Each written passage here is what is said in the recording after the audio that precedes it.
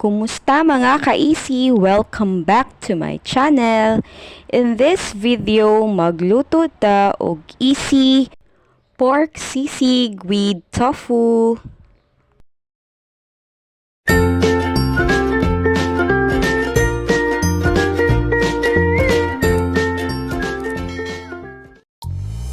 Sa pagluto sa atong recipe for today, mauni ang mga ingredients. Chopped onions,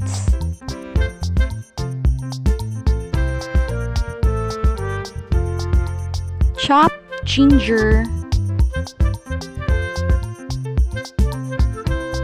ang atong tofu na gihiwa nako into small sizes, ang atong sliced na pork. Balikan ni mga kaisig, giboil na nako ni daan para dali na lang siya hiwaon o gamay nga sizes. Pero depende sa imuha kung unsa kagamay ang imuhang gusto. Diri naggamit po ta og green and red chili peppers, lemons, pero pwede pod ang kalamansi.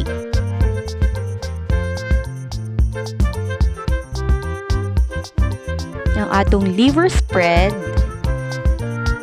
pati na pod ang liquid seasoning. Maggamit sad ta og mayonnaise,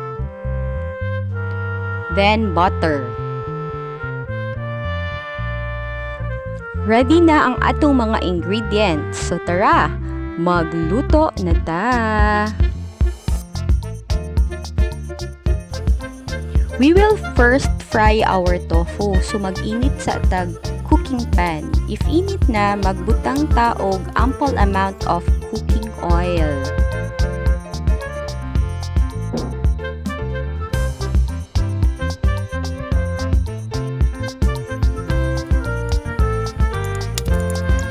If init na ang cooking oil, ibutang na nato ang atong sliced tofu. We will fry this until mag-golden brown ang atong mga tofu. Kabalo ba mo mga kaisi na ang tofu is made from soybean curds? It is naturally gluten-free and low in calories.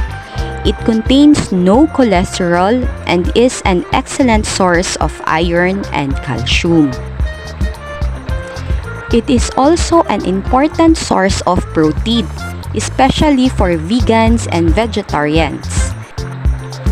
Incorporating tofu in your daily meals and snacks can bring several health benefits. Those benefits include brain health promotion, ease of menopause symptoms, and heart disease prevention. Tofu also contains isoflavones, such as phytoestrogens. This may help protect against some cancers, heart disease, and osteoporosis. However, overconsumption may also present some risk. So, eat moderately lang ta mga kaisi. Using the same pan, ibutang na nato ang atong butter.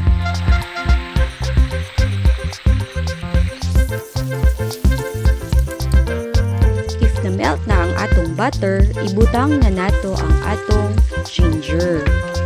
Then, gisahon nato ni siya kadali. Isunod na sad nato ang atong onions. Isutay nato ni siya until mag-caramelize ang atong onions. Kabalo ba mo mga kaisi na onions are highly nutritious vegetables that may have several benefits, including improved heart health, better blood sugar regulation, and increased bone density. Onions are nutrient-dense, meaning they are low in calories but high in vitamins, fiber, and minerals. Onions are also high in vitamin C, which may help regulate your immune health, collagen production, and iron absorption. Since nag-caramelize na ang atong onions, ibutang na nato ang atong sliced na pork.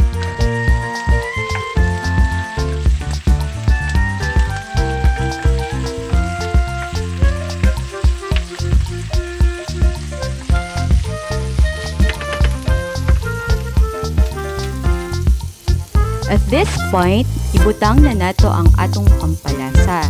Diri nagamit ko og beef bouillon ug ang atong liquid seasoning. Ikaw na bahala mga kaisi ha kung unsa kadaghan nga liquid seasoning ang imong ibutang. Nagbutang sad ko og toyo or soy sauce. Mga about 2 tablespoon ang akong gibutang diri.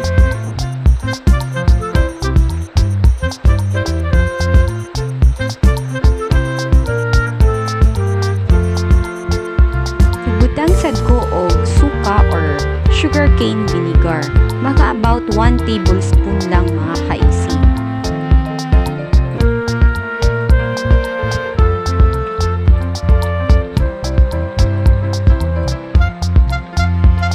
Ibutang na sad nato ang atong black pepper. Then, mix it well para maghalo-halo ang tanang mga pampalasa na atong gibutang.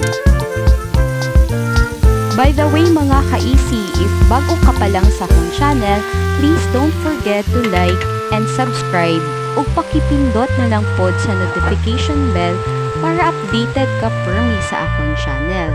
Salamat!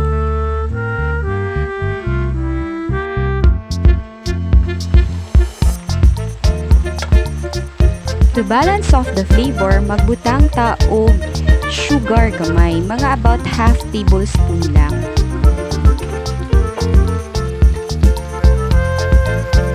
Then, ibutang na pod nato ang atong liver spread. About 2 tablespoon akong gigamit nila.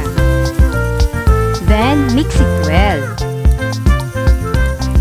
Wala jud tay laing himuon diri mga kaisi, kundi mix lang, halo-halo. Di ba easy mga kaisi?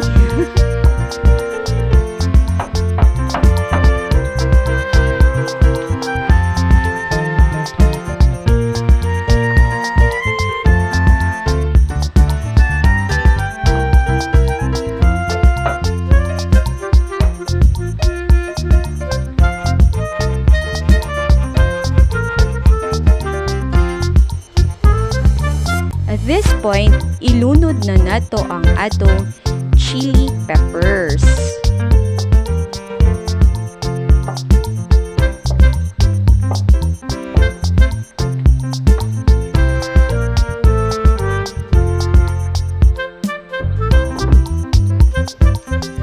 Then, mag-squeeze sa taog lemon para mas mulami ang atong pork and tofu sisig. Lastly, ilunod na nato ang atong fried tofu, pati na sad ang mayonnaise. Ikaw na bahala mga kaisi ha kung unsa kadaghang mayonnaise ang imuhang gusto. Agoy, kalami na sa atong giluto oy. Murag makahurot na pud jud kog isa ka kalderong kanon ani ba? Luto na ang atong easy pork and tofu sisig. I hope mga kaisi na itry na pod ninyo ning atong recipe for today. Kay sure jud ko nga lamian kayo mo ani. Dili na nato ni dugay-dugayon pa. Tara, let's eat!